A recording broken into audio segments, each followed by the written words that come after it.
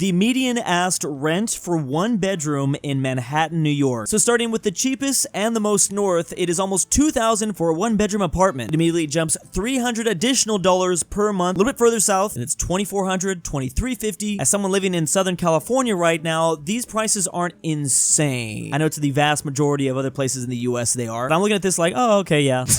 It's $2,722 here, and then $2,500 here. This is where things start to get a little crazy. We got $33,000 by Central Park. It jumps to $3,500. Again, these are the averages. There are things above and slightly below. Interesting, this is only $3,200. I remember this kind of being a nice neighborhood. Again, it's for a one bedroom though. I believe this is Midtown. We've got $4,200 a month and the Upper East Side. Then the most expensive, almost $5,000 a month for a one bedroom. Which one is less? Is this less or this less? Either way, Lower East Side, a little bit more affordable, but still kind of getting kind of outrageous. And it's like the more financial area. This makes me want to throw up. Again, I was like okay with some of these prices, but man, once you get a little bit like maybe there, it's just no. Here's the same image except with all the 5 boroughs included. So funny enough, when it comes to Brooklyn, the closer to Manhattan you get, the more expensive it is. Actually, this is just as expensive as like the most expensive spots. You might as well stay in Manhattan. Why would you go here? There's probably a little bit something that I'm missing. Things get a bit more affordable the further away from the island you get. And that same thing is going to apply with probably all the boroughs. Here's Queens. Where's Spider-Man? What's one of these? Ah, man, I forget one of these neighborhoods, but Astoria, I remember that being a pretty cool place. I think that's here. These aren't quite that bad. I wonder what's up with like the random jumps though. You think it would follow like Brooklyn, the further out you get, you know, more affordable. There's Staten Island, which is affordable all around. Wow. I don't know enough about New York to make a joke here, but there's definitely a joke here. We covered Manhattan, and then here's the Bronx. Again, kind of the same thing here. The further away you get from Manhattan, you kind of get cheaper prices. As of 2023, you know it's going to go up even more in 2024. I can't even imagine. What are the best countries for retirement? I need to write this stuff down to look at it again 40 years from now, maybe 50. So 72% on this list are going to be in Europe. These are all factoring in health, quality of life, material well-being, and finances. So just barely making the list, we have Estonia, Japan, which I thought would be maybe a little bit higher. Ooh, France. France gained 1 spot since last year despite a worsening old age dependency ratio. Malta, then South Korea. South Korea beating Japan. The US, which isn't even in the top 10. We got Belgium, Czechia, Israel, the UK, Slovakia, finally some Nordic countries, Canada. Again, that's kind of shocking to see these 3 countries kind of lower. They usually always dominate these things. We've got Austria, Denmark, Germany. Here are the 2 Oceania countries, Australia and New Zealand. The Netherlands, Luxembourg, that's going to be expensive. Ireland, Iceland, Switzerland, and finally, number 1 is Norway. They scored with an 83%. Australia scored so high because of retirement finances due to its superannuation pension fund system. Well, I guess I'll keep this stuff in mind. Where's Spain at, though? Top 10 economies with old age dependency, or number of individuals age 65 plus divided by 100 people of working age 20 to 64. First up, we have India, who's coming in very low on the list. India's a very young country relatively to all these other ones. Next up, we have Brazil. Then there's China, but they are beginning to face a little bit of old age dependency. Hot topic in the news right now, they are also having some demographic issues. Then we have the US, which has really spiked as of the last maybe 20 years. There's Canada, which is in an even worse position than us. There's the UK, which beats out both the US and Canada. There's France. So if I'm reading this right, 100% of working age people in France have to support 38 elderly people. Oh, I knew Italy was going to be up here. But according to this, Germany's in an even worse position in 2nd place. And then finally, of course, there's Japan. They're number 1. Oh, and I see this other number is 2050 projection. So they're really thinking Italy's going to be far, far worse by 2050. Germany not exactly that bad, but still pretty bad. Where's South Korea? Because I know they're probably getting up here. Japan's rapidly aging population is putting a strain on the country's social welfare system. What European country has the highest household of net wealth? Unsurprisingly, number 1, Luxembourg. And it's honestly not even close. They double whoever's in 2nd place, which that is the tiny island of Malta in the Mediterranean. Really surprised to see Ireland. Where is Switzerland? They should be way higher. I guess this is specifically talking the highest household, not necessarily the average. I think that's where Switzerland starts to dominate. Oh, perhaps we're only talking about EU countries. That's why Switzerland's not here. So it's Cyprus, Belgium, the Netherlands, Spain, France, Italy, Slovenia, Austria. This is on average for the Euro area. It is still median net wealth though. So in Luxembourg, it's almost $1 million. That's the median. Insane. The history of streaming service prices. It all starts back with Netflix. Back in 2011, it only cost $8. And look for how long they kept that. It didn't go up till 2019, but then it was only $9. Woo! I remember complaining about that too. A whole dollar? Meanwhile, Apple TV launched in 2020. It was only $5. And just as of the last 2 years, that's jumped to $10. There's Disney Plus, which came to the whole streaming game with only $8, trying to undermine Netflix. But as of recently, Disney Plus has really ramped up them prices. $14? I don't think I have any streaming services, to be honest. I canceled them all. CBX All Access or Paramount Plus and Peacock both started at $10. Now they're both at $12, which is not a huge jump, but at least compared to some of these other ones. Hulu started at 12, and now it is the most expensive here in 2024, $18 a month versus HBO Max, which is $16. Wait, so Netflix went straight from $10 to $15? I guess they feel like they're winning the streaming war, so they can pretty much just charge whatever price. I think they pretty much are. They're gonna win this. The only thing that's gonna save us is I think slowly they're gonna have to merge. Like there's no way, like CBS, what is that? This is why I don't have any of them. Let's compare that to WD-40 and their own greasy economics. As of 2023, their revenue really isn't as high as I expected. It's like 537 mil. Sorry, their revenue is pretty good, but their net income is not. And that is with making more money every year. They lost money in 2020 because of the pandemic, I'm assuming, but everything bounced back. So 65 million, I think, is their net income, but cost of goods is a lot. It's actually the most expensive part of their business. Then there's selling, general, and administrative, as well as advertising, tax, net interest, and what is that? Amortization? An accounting technique used to periodically lower the book value of a loan or asset over a set of time. What? It's crazy how like iconic WD-40 is. I'm pretty sure you can use it as a verb now. Oh, I just WD-40'd it. I don't think I've ever seen one WD-40 commercial in my life though. 150 years of exports, merchandise export shares from 1870 to 2022. Obviously, since we're going back like 150 years, the major powers here have completely shifted. Obviously, if you go back to 1870, China was only 2.8% of the world in terms of export. And there's the US at 5%, Germany at 13.4%, Japan, which can barely even be seen there in the yellow. And of course, basically the world's strongest power at this time, the UK at 24.3%. Almost a quarter of the entire world's exports. Everything else here is the rest of the world. Now, the shift here is going to be fascinating because right around here is World War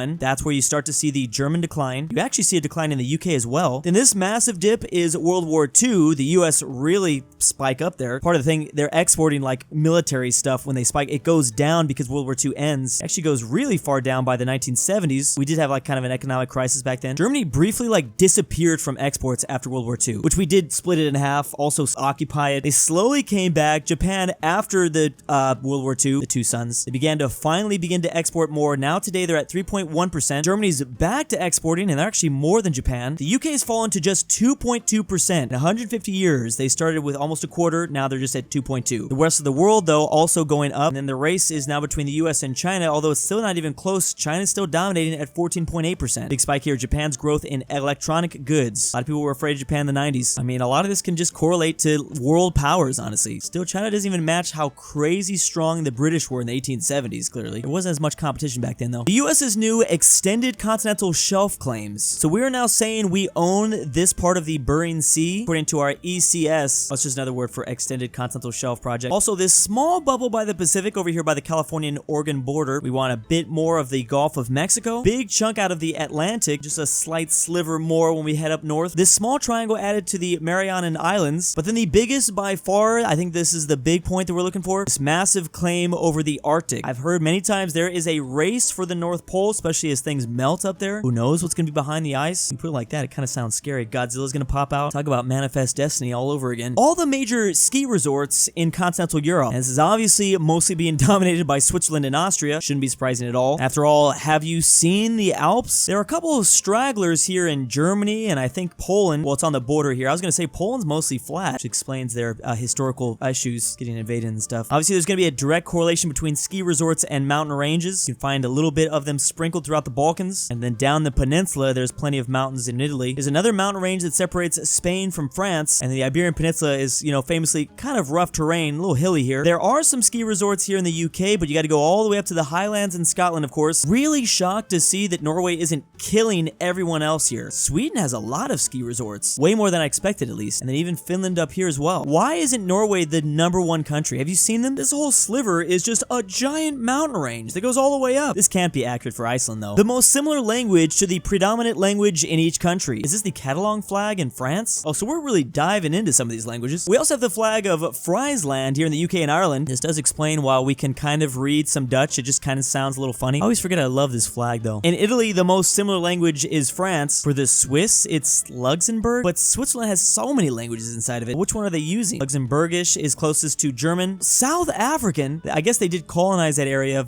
of the continent, but weird. For Denmark, it's Norway. For Swedish, it's Norway, but for Norway, it's Denmark. For Finland, it's Estonian, and you won't let them into Nordic. Of course, Latvia and Lithuania just switched. For Belarus, it's Ukraine. For Ukraine, it's Belarus. For Russia, it's Belarus. I guess I should be saying Belarusian. We're talking about the languages. This is my favorite, though. The symbol means that the language is isolated and doesn't share many similarities with any major language. So we're looking at Greek, Albanian, and of course, Hungarian. No surprise surprises here. Oh man, those Yugoslavian states though, Bulgaria and North Macedon, there's so much to be said here. Languages with less than 100,000 speakers were not counted. This was definitely surprising. The amount of McDonald's stores and if they've grown or decreased as of the last couple years. So there are more McDonald's now in Spain, Portugal, and France. Probably just include the vast majority of this continent. But there has been a decrease in Germany, Denmark, and Sweden. Also a decrease in North Macedonia, Bulgaria, and Bosnia, Slovakia, Belarus, and Ukraine. And well, McDonald's just completely pulled out of Russia. Russia has a knockoff version of McDonald's now. There's like literally zero there. Surprised to see that some of these places aren't really vibing with McDonald's though. It's just such a powerful, I mean, I could see it all around Europe. I did my own travels. Also, McDonald's changes so much depending on where you go. I feel like in Spain, they tried to be a little bit more fancy with it. The largest industry in each state by GDP. I always love looking at this because I forget what a lot of major states really do. I mean, not Texas. Of course, it's oil and gas. And a lot of their neighbors are oil and gas. New Mexico, Oklahoma, Colorado, and Wyoming. My state of California's #1 industry is computer and electronic products. I actually didn't know that. I wasn't sure what it was going to be. But for my birth state of Alabama, it's ambulatory healthcare services. For a lot of the Deep South, that's really what it's all about. I thought California would have something more like this, but California's huge. Georgia has broadcasting and telecom. A lot of that industry has moved to Georgia. Same for Pennsylvania. New York's major industry is banks, unsurprisingly. A lot of New England is just hospital and nursing. Connecticut and New Hampshire with just insurance. No wonder I forget about them so often.